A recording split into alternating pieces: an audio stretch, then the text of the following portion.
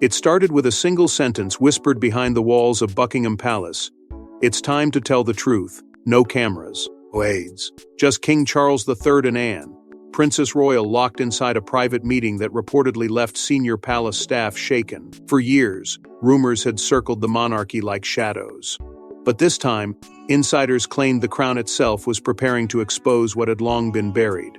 Before we go deeper into what this really means for the royal family, make sure to subscribe so you don't miss a single update. Reports suggest the meeting began long after the public lights of the palace had dimmed, during a night insiders would later describe as unusually tense even by royal standards. Senior aides were allegedly instructed to suspend all external briefings without explanation, a move that immediately triggered alarm among palace observers who understood just how rare such silence truly was. Within hours, whispers of controlled panic reportedly spread through administrative offices tucked deep inside the palace corridors. Staff members who normally moved with practiced calm were suddenly seen avoiding questions, redirecting conversations, and refusing to acknowledge why several long-sealed royal files had quietly been retrieved from restricted archives. According to various interpretations from royal insiders, the atmosphere no longer resembled ordinary family tension. It felt like preparation for something irreversible. What made the situation even more chilling was the belief that this was not merely another internal disagreement between royals. Those familiar with palace operations claim the discussion centered on a phrase that carried enormous weight within the institution itself: protecting the crown before protecting the family. Inside the monarchy, that principle has historically marked the moment when private emotions become secondary to survival. And according to reports emerging from within the palace walls, both Charles and Anne allegedly believed the monarchy had reached precisely that moment. Insiders whisper that old correspondence tied to decades of hidden disputes was brought back into review, including private letters, legal memoranda, and confidential exchanges dating back years. Some claim the documents involved unresolved tensions surrounding loyalty, inheritance, and deeply buried agreements that had never been intended for public scrutiny. Meanwhile, media observers outside the palace had already begun noticing signs that something unusual was unfolding behind closed doors. Royal correspondents reportedly observed unexpected late-night vehicle movements entering restricted service gates, while administrative staff connected to ceremonial planning were suddenly reassigned without explanation. Even longtime palace employees were said to be unsettled by the sudden tightening of internal communications. One insider allegedly described the mood as the calm before an institutional storm, and perhaps most revealing of all was the reported demeanor of Anne herself. For decades, she had cultivated a reputation as the monarchy's most disciplined and emotionally impenetrable figure. Yet sources suggest that during these private discussions, even she appeared visibly hardened, carrying what one observer called the weight of unfinished royal history. But beneath the secrecy and carefully controlled silence, another fear was quietly growing inside the institution. Because according to palace whispers, the issue confronting Charles and Anne was not isolated to the present crisis alone. It was tied to old fractures within the House of Windsor that had never truly healed, wounds hidden beneath decades of protocol, public smiles, and carefully managed appearances. The monarchy had survived scandals before. It had survived betrayal before. But insiders now feared this situation was different because the truth they were preparing to confront wasn't just personal. It threatened to reopen wounds stretching back decades inside the House of Windsor. Long before the headlines, before the memoirs and televised accusations, there were whispers of documents locked away under strict royal protection papers, so sensitive that even senior courtiers avoided discussing them openly. And according to emerging reports, those documents were suddenly back on the table. As concerns spread quietly through the corridors of Buckingham Palace, insiders began suggesting that the crisis confronting King Charles III and Anne, Princess Royal, was rooted far deeper than the public had ever understood. Reports indicate that the files retrieved during those late-night palace meetings were not ordinary state papers or ceremonial records. According to various interpretations from individuals familiar with the royal administrative procedures, these archives allegedly contain decades of confidential correspondence tied directly to some of the monarchy's most painful internal fractures. The mere existence of such records had long been treated almost like an unspoken taboo within royal circles. Even veteran courtiers reportedly avoided discussing them openly, fearing that reopening the past could trigger consequences impossible to control. What made the situation even more explosive was the repeated mention of sealed communications connected to Elizabeth II herself. Palace observers claim certain letters and private memoranda dating back years were quietly removed from protected archival storage after Anne allegedly insisted they be reviewed immediately.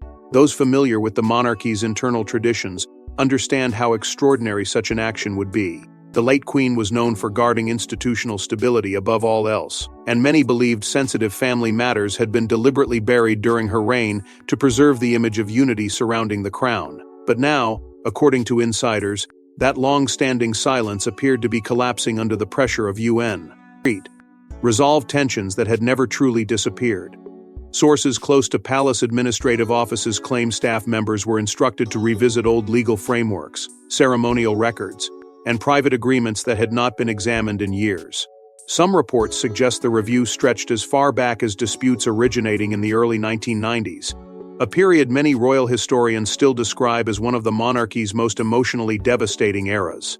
Behind closed doors, fears allegedly began growing that unresolved grievances, hidden resentments, and carefully managed compromises from that turbulent period were once again resurfacing. Royal commentators quietly hinted that the institution was confronting a dangerous question it had spent decades trying to avoid, whether protecting the family had ultimately come at the cost of protecting the monarchy itself. At the center of these whispers stood Charles, reportedly exhausted by years of public conflict, and increasingly determined to set the historical record straight before the institution suffered further damage. Various interpretations from royal insiders describe a king deeply torn between personal loyalty and institutional responsibility. Responsibility, a man said to be struggling under the combined weight of illness, legacy, and mounting pressure from within his own household. Meanwhile, Anne reportedly adopted a far harsher view. Those familiar with her role inside the royal structure claim she believed the palace could no longer survive through silence alone. According to some observers, she saw the resurfacing of these hidden documents not as a risk, but as a necessary reckoning that had been delayed for far too long. And yet, beneath the growing tension, another fear was beginning to spread quietly through the palace itself. Because if these sealed records ever became public, insiders worried the fallout would not be limited to one individual or one branch of the royal family. The revelations could reopen old divisions, damage carefully protected reputations, and expose fractures hidden beneath decades of royal tradition. And while the palace tried to contain the tension quietly, one unexpected move suddenly made insiders believe something enormous was about to happen. It wasn't the meeting itself that terrified palace observers, it was who arrived, and who left looking devastated. Witnesses reportedly saw Senior L. Eagle advisors entering a restricted wing of the palace before dawn. Hours later, Charles appeared exhausted. Anne looked furious. And suddenly, royal silence became impossible to maintain. By the time the first whispers escaped the walls of Buckingham Palace, insiders were already describing the atmosphere inside the monarchy as dangerously unstable. According to reports circulating among royal correspondents, emergency consultations had allegedly been organized with legal advisors trusted by the crown for decades, individuals rarely summoned unless the institution itself believed it was facing a moment of extraordinary vulnerability. The timing alone raised alarm. Palace schedules were reportedly altered at the last minute without public explanation, while several senior aides were quietly instructed to remain available throughout the night. Even longtime staff members allegedly sensed something had shifted. One insider later described the mood as the closest thing to institutional panic the palace had experienced in years. At the center of the crisis stood King Charles III, a monarch increasingly portrayed by insiders as emotionally and physically drained by the growing pressure surrounding the family. Reports suggest Charles entered those private consultations carrying the weight of impossible choices. On one side stood loyalty, history, and the fragile hope that the monarchy could still preserve some form of reconciliation. On the other stood the survival of the institution itself. An institution palace figures allegedly feared had been weakened by years of internal fractures, public accusations, and hidden resentment. Various interpretations from royal observers claim Charles appeared deeply conflicted throughout the discussions. Torn between protecting individuals he still loved and confronting truths the crown could no longer afford to ignore. But while Charles reportedly wrestled with hesitation, insiders describe Anne, Princess Royal, in dramatically different terms. Sources familiar with the late-night meetings claim Anne entered the consultations with a mindset many inside the palace found chillingly decisive. She was allegedly described by one observer as cold, surgical, and determined, no longer interested in preserving comforting illusions. For years, Anne had earned a reputation as the monarchy's ultimate enforcer, the figure willing to prioritize duty over sentiment no matter how painful the consequences became. And according to reports now emerging from within royal circles, she believed the palace had delayed this reckoning for far too long already. Insiders whisper that Anne pushed aggressively for a complete review of internal agreements tied to inheritance structures, trust arrangements, and private understandings that had quietly shaped the balance of power within the family for decades. The deeper the discussions reportedly went, the more severe the atmosphere inside the palace became. Staff members were allegedly warned in unmistakable terms that leaks would carry devastating professional consequences. Administrative teams connected to royal legal affairs were said to be operating under unprecedented restrictions, while communication between departments became unusually compartmentalized. Palace insiders claim even routine ceremonial planning was temporarily disrupted as advisors focused entirely on containing what one journalist later described as an approaching internal reckoning. Outside observers began noticing the tension almost immediately. Veteran royal reporters, including commentators long familiar with the rhythms of the monarchy, started hinting publicly that something far more serious than ordinary family conflict was unfolding behind closed doors. And yet the most unsettling part of the crisis was not the secrecy itself. It was the growing belief among insiders that these emergency consultations were not simply about damage control in the present moment. According to various interpretations emerging from within the palace, the discussions reportedly centered on actions and decisions reaching back years, possibly decades, involving private grievances, hidden compromises, and alleged betrayals that had never fully disappeared beneath the surface. The monarchy had spent years trying to survive public scandal through silence and controlled appearances. But now, insiders feared the silence itself was becoming unsustainable.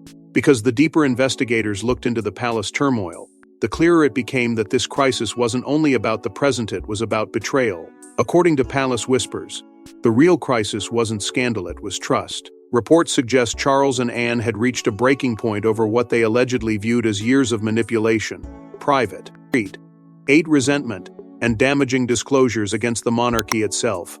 Inside the walls of Buckingham Palace, the atmosphere reportedly shifted from anxiety to something far more painful: betrayal. According to insiders familiar with the escalating tensions, the private conversations taking place between King Charles III and Anne, Princess Royal, were no longer centered solely on public scandal or media embarrassment. The deeper fear, sources suggest, was that confidential family matters had gradually been transformed into weapons during years of increasingly bitter public conflict.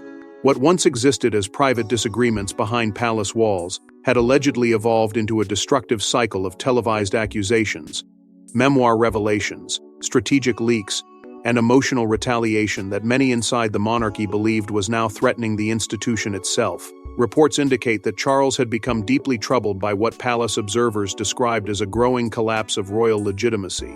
For generations, the monarchy survived not because it was perfect, but because it maintained an image of continuity, restraint, and internal discipline even during periods of crisis. But according to various interpretations from royal insiders, Charles feared that principle was eroding under relentless public warfare.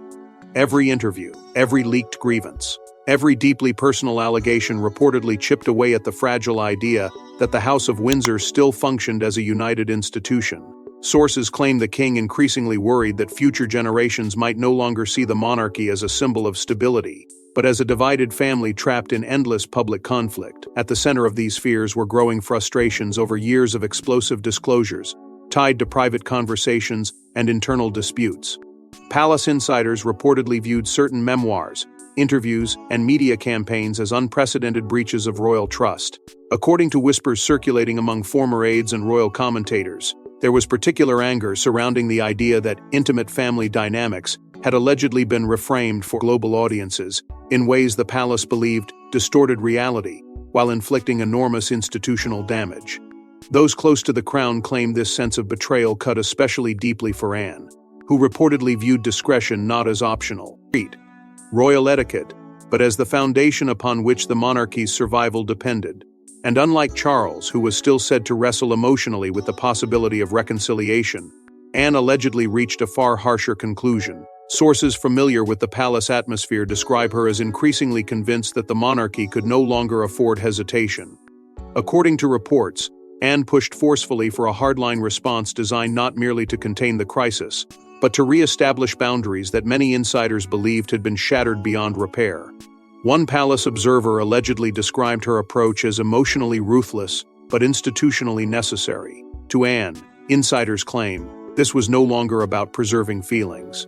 It was about defending the crown from what she reportedly saw as years of destabilizing resentment, manipulation, and public retaliation. The emotional toll of this growing divide reportedly became impossible to ignore. Royal insiders began quietly describing the situation as an irreversible fracture inside the family, one that had spread far beyond ordinary disagreement.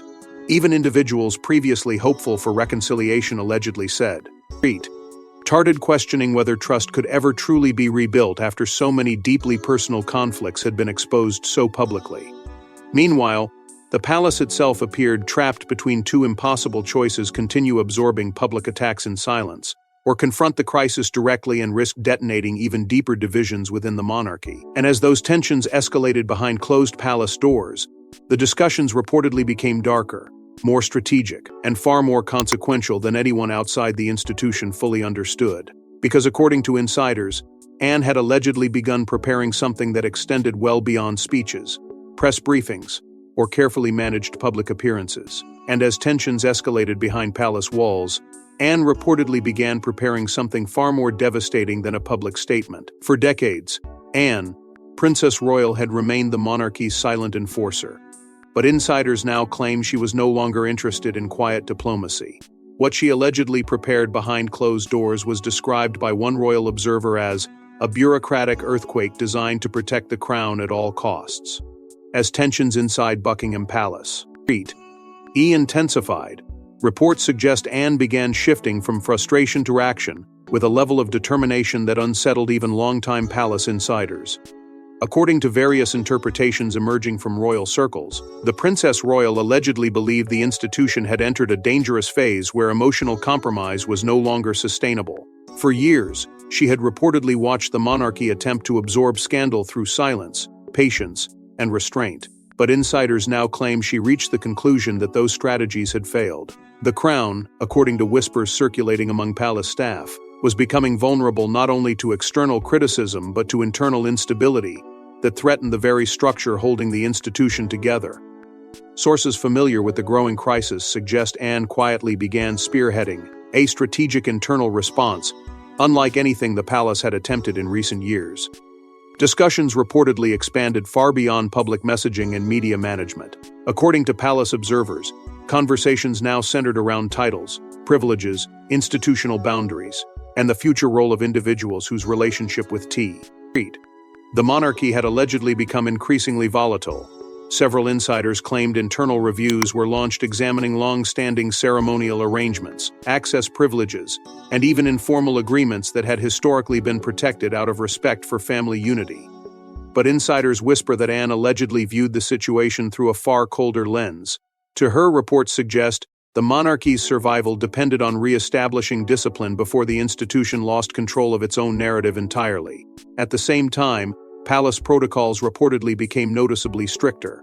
Administrative staff allegedly faced new restrictions regarding internal communications, while access to certain royal residences and offices was quietly tightened. According to individuals familiar with palace operations, even trusted aides found themselves operating under heightened scrutiny as concerns about leaks and divided loyalties intensified. Some reports suggest confidential briefings were reduced to an extremely limited circle personally overseen by Anne herself. Royal commentators began describing the atmosphere as fortress-like, with insiders increasingly convinced that the monarchy was preparing for a prolonged institutional confrontation rather than a temporary crisis. Meanwhile, King Charles III reportedly leaned more heavily on Anne's judgment than ever before. Sources close to the palace claim the king, exhausted by years of emotional strain and public conflict, increasingly viewed his sister as one of the few remaining figures capable of making difficult decisions without hesitation. Various interpretations from royal observers describe Anne as the guardian of the old order, a royal figure shaped by decades of unwavering loyalty to duty rather than public approval. Unlike others inside the institution, she reportedly cared little about headlines or popularity. Her focus, insiders claim, was preserving the monarchy's authority before it fractured beyond repair. But even within the palace itself, not everyone allegedly agreed with how far Anne was prepared to go. Reports suggest divisions quietly emerged among staff and advisors over whether the crown risked escalating the crisis by pursuing such an uncompromising approach. Some insiders feared harsher institutional measures could permanently destroy any remaining path toward reconciliation. Others believe the monarchy no longer had a choice. Outside the palace walls, growing public speculation only intensified the pressure. Royal journalists began openly discussing the possibility of a historic restructuring within the family, while media attention surrounding the internal conflict reached levels insiders reportedly described as unsustainable. And yet, despite the strategic planning, tightened protocols, and increasingly hardened positions behind palace walls, one reality continued to haunt the institution. Because beneath the calculations, legal reviews, and institutional maneuvering remained something far more painful: family, blood, history, emotional wounds that no policy could erase. And according to palace whispers, the confrontation approaching inside the House of Windsor would soon become far more devastating than even Anne herself had expected. But even Anne may not have anticipated how emotionally devastating the next confrontation inside the royal family would become. For years, King Charles III had maintained the monarchy's oldest survival strategy: silence. But insiders now suggest the king reached a moment where remaining silent no longer protected the institution. It endangered it. And according to reports, that realization changed everything. Inside Buckingham Palace, the emotional weight of the crisis was reportedly becoming impossible to contain. According to palace insiders, Charles had spent much of his reign attempting to preserve stability through restraint, believing that time, silence, and patience could eventually calm even the most painful family fractures. It was a strategy deeply rooted in royal tradition, one inherited from generations of monarchs taught to endure public storms without surrendering institutional control. But reports now suggest the king had begun confronting a devastating possibility that silence itself may have allowed distrust, resentment, and public suspicion to grow unchecked until the monarchy's credibility was now hanging in the balance. Sources close to the palace claim Charles privately acknowledged the institution was facing what some insiders described as a legitimacy crisis, not necessarily because the monarchy lacked public support entirely, but because years of internal conflict had slowly weakened the image of unity surrounding the crown. Every public accusation, every deeply personal revelation, every televised grievance had allegedly chipped away at the monarchy's carefully preserved identity as a stable national institution. According to various interpretations from royal commentators, Charles increasingly feared the public was no longer watching a disciplined royal family managing hardship with dignity. Instead, many were beginning to see an exhausted institution trapped in endless emotional warfare. The pressure surrounding the king reportedly intensified further because of his ongoing health struggles. Palace observers claim the emotional toll of the family crisis became inseparable from the physical strain he was already enduring privately. Insiders allegedly described Charles as emotionally depleted, carrying the burden of both personal heartbreak and institutional responsibility at the same time. Those close to palace operations suggest there were moments when the king appeared torn between two competing instincts: the father, who still hoped for reconciliation, and the monarch increasingly warned that hesitation could permanently damage the crown itself. That internal conflict, according to reports, slowly became one of the defining struggles of his reign. At the same time, senior royals and trusted advisors were reportedly urging Charles to reconsider the strategy of continued silence altogether. According to palace whispers, there was growing belief among the monarchy's inner circle that controlled transparency might now be less dangerous than endless speculation. Royal historians and commentators allegedly began framing the moment as a crossroads for the crown, warning that public uncertainty surrounding the family's internal fractures was creating a vacuum filled by rumor, mistrust, and constant media escalation. Some insiders even speculated that Charles was quietly considering authorizing unprecedented disclosures related to internal matters the palace had historically refused to address publicly. Meanwhile, the atmosphere inside the palace reportedly became emotionally exhausted and deeply fractured. Staff members were said to be operating under immense pressure as tensions spread across departments already strained by years of crisis management. According to insiders, the emotional fatigue inside the institution could now be felt at every level, from senior advisors to longtime aides who had spent decades defending the monarchy. Archie from scandal after scandal. And yet, outside palace walls, something unexpected also began happening. Public sympathy, once largely focused on personalities and competing narratives, allegedly started shifting toward concern for the institution itself. Increasingly, observers began questioning whether the monarchy could survive another prolonged cycle of internal destruction without suffering permanent damage. But even as Charles reportedly moved closer toward making decisions once considered unthinkable, insiders claim there remained one final layer of the story hidden beneath the public speculation. Because according to various interpretations emerging from royal circles, the ultimate turning point did not come solely from legal advisors, media pressure, or institutional fear. It came from something far more personal, tied to the monarchy's past and to a figure whose influence, insiders whisper, had never truly disappeared from the heart of the crown. Yet the most shocking part of the story was still hidden because the final decision reportedly came from a place no one expected. Even after her death, reports suggest Elizabeth II still casts a long shadow over every royal decision. And according to palace insiders, it may have been her final guidance, hidden within confidential records and private instructions, that pushed Charles and Anne toward this extraordinary moment.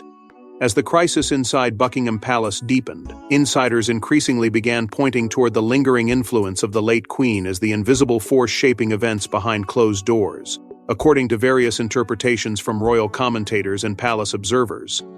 The monarchy's internal struggle was no longer being viewed simply as a conflict between living members of the family. It had evolved into something far more haunting, a confrontation between competing visions of what the crown was supposed to represent. And at the center of that emotional struggle stood the memory of Elizabeth II, a monarch whose entire reign had been defined by restraint, duty, and the belief that the institution must always survive beyond the personal desires of individuals within it. Reports suggest that among the confidential documents quietly reviewed during the palace, consultations were records connected to the late Queen's final institutional concerns. Sources familiar with the atmosphere, air surrounding those discussions claim Elizabeth had allegedly expressed deep anxiety in her later years about preserving stability within the monarchy during a rapidly changing era.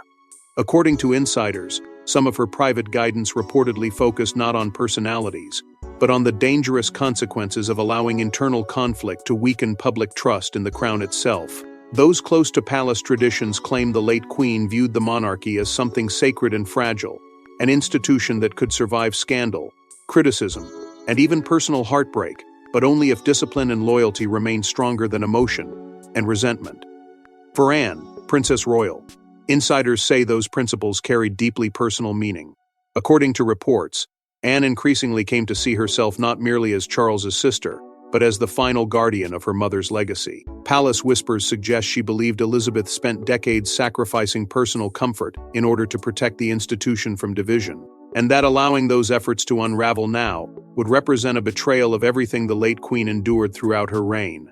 Sources familiar with Anne's mindset claim she approached the growing crisis with an almost unshakable sense of obligation, convinced that preserving the monarchy required difficult choices others were still emotionally unwilling to make. Meanwhile, King Charles III was reportedly confronting his own emotional reckoning. Palace insiders claim the king repeatedly revisited private conversations he once shared with his mother, particularly discussions about duty, sacrifice, and the crushing burden carried by anyone entrusted with the survival of the crown. Various interpretations from royal historians suggest Charles increasingly realized he was now facing many of the same impossible dilemmas Elizabeth herself had once confronted, balancing love against responsibility, family against institution, silence against survival. And according to reports, those realizations allegedly transformed the emotional atmosphere surrounding the palace crisis from frustration into something far more solemn and irreversible. At the same time, insiders claim the old guard inside royal circles quietly began reasserting influence behind the scenes. Veteran advisors, longtime institutional loyalists, and figures closely tied to the tradition Ions of Elizabeth's reign reportedly started rallying around the belief that the monarchy needed to return to stricter boundaries and firmer discipline before public confidence deteriorated further. Emotional parallels between past royal crises and the present situation became increasingly difficult to ignore. Commentators began openly comparing the growing fractures inside the House of Windsor to some of the monarchy's darkest periods, warning that another prolonged internal collapse could permanently damage the crown's authority in the public imagination.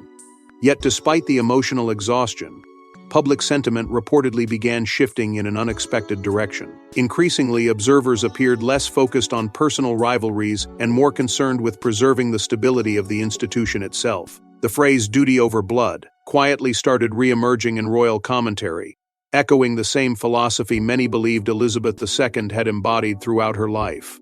And according to palace insiders, that shift in public perception may have ultimately strengthened Charles and Anne's resolve to move forward with decisions once considered unthinkable. Because with the monarchy standing at the edge of another historic fracture, Charles and Anne reportedly prepared for one final move.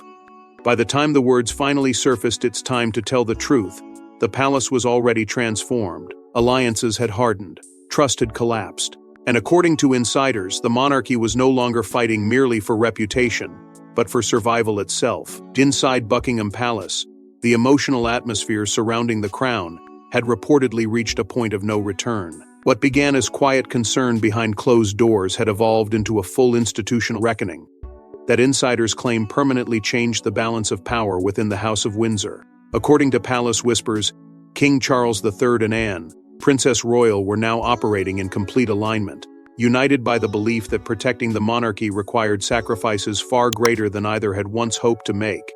Sources close to the palace claim the final discussions were no longer driven by emotion alone, but by a cold understanding that the institution could not survive endless internal warfare without eventually collapsing under the weight of its own divisions. Reports suggest preparations quietly began for what insiders described as a long-term restructuring of the monarchy itself.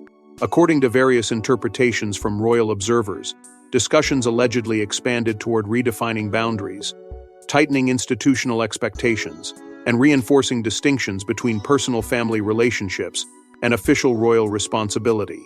Palace staff were reportedly informed that the era of informal flexibility surrounding certain arrangements was coming to an end. The crown, insiders claim, was moving toward a far stricter interpretation of loyalty, discipline, and public accountability. For some within the institution, those changes represented necessary protection. For others, they symbolized the painful final confirmation that reconciliation may no longer be realistically possible. At the center of everything remained one overwhelming theme: sacrifice. According to palace insiders, Charles reportedly came to understand that preserving the monarchy might ultimately demand personal losses no father or brother would willingly choose under ordinary circumstances. But this, sources suggest, was no longer an ordinary family conflict. It had become a battle over legacy itself. Roya. The commentators increasingly framed the crisis as a defining moment not only for Charles's reign, but for the future identity of the crown in the modern era. The emotional contrast became impossible to ignore. Behind the titles, ceremonies, and centuries of royal tradition stood a deeply fractured family confronting the unbearable reality that duty and personal loyalty were no longer moving in the same direction.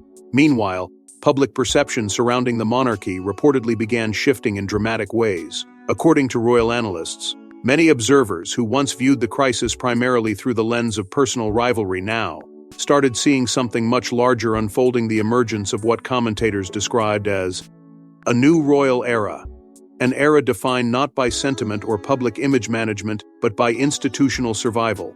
Increasingly, discussions focused less on individual grievances and more on whether the monarchy itself could endure another generation of internal instability. Some insiders even claimed the palace intentionally allowed certain tensions to become visible in order to demonstrate that the institution was prepared to defend itself, no matter how emotionally painful the process became. Still, one haunting question continued lingering over every discussion inside the palace: who would ultimately remain inside the royal fold once the dust finally settled. Reports suggest even senior figures within the monarchy privately acknowledged that some fractures may never fully heal again. And yet, according to those closest to the crown, Charles and Anne allegedly believed history had left them with no alternative. They were not merely protecting reputations.